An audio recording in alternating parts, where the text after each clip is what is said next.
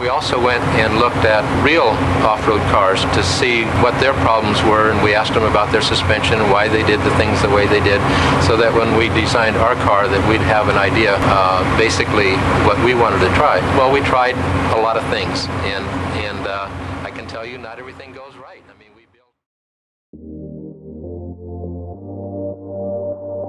Whether it's the original RC10 or the all-new B7, testing plays an important role when designing a new chassis. So testing went back a long ways. We tested for over a year on this car, and because it's actually almost 2 years, I think, we worked on this car. A lot of testing. We started from something usable that Kyle had brought into the team, into the shop, and tested with that. The original prototype, I would say, for the B7 was a long arm B6. Yeah, so one of the first tests that we did is we took a B6 platform and we wanted to try the new long arm geometry. So basically we have a standard B6 here, and then we have long arms on the front, long arms on the back. We had to make a custom chassis and custom gearbox for all the new clearances to maximize the amount of length we can get out of it. And this initial test was pretty good. We were happy with it. It was pretty interesting testing that back to back with a current car, and the benefits that come with that. There was a lot of incorporation of slow motion video, just static cameras in corners and that kind of thing to see the roll and the pitch of the car as it goes through the corners. A lot of video analysis, but a lot of it was after the fact.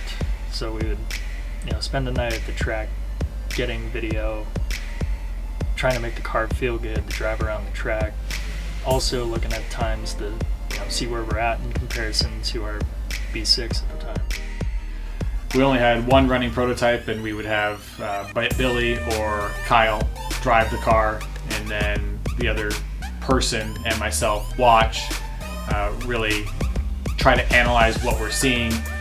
The technology has come so far with the ability to record in slow motion, so getting perspectives that you would never see during a race, whether it's right at the jump landing or the takeoff of a jump or an apex of a corner, and analyzing that information later or even on the spot makes a huge difference as far as learning and deciding what direction to go in the future. So at the track, we basically start out by just throwing the car down the way we show up with it. So we try to take our best guess at a setup, and we start there. Most of the time we're fairly close. Sometimes we need to make big jumps in roll center or springs or oil and that kind of thing. And we couldn't just test on one track, so they would go back east, test at a carpet track somewhere, or stay after a race. We had several big races that they can stay like the day after and then test on that same track after we've run all week.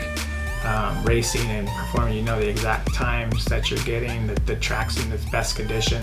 They stay the night afterwards and then test that night, getting data on where we're at and what we have or currently come back, and then realize that this could be better.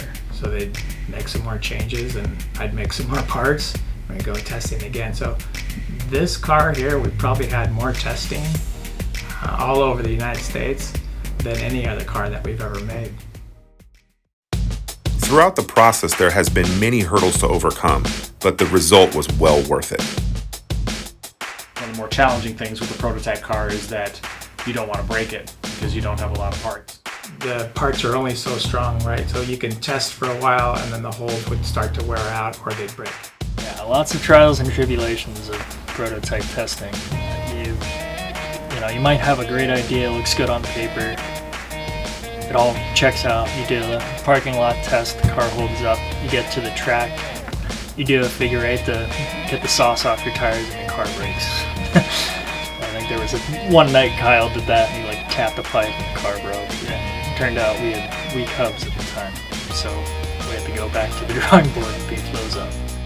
Yeah, it was a lot of late nights down at SDRC for the initial testing, and that got us through our 4 prototype cars that we ended up doing. Yeah, I mean, like I said, it's brutal with the 3D printed parts. You crash, you're breaking a lot of parts on the car. So I can remember back to a night.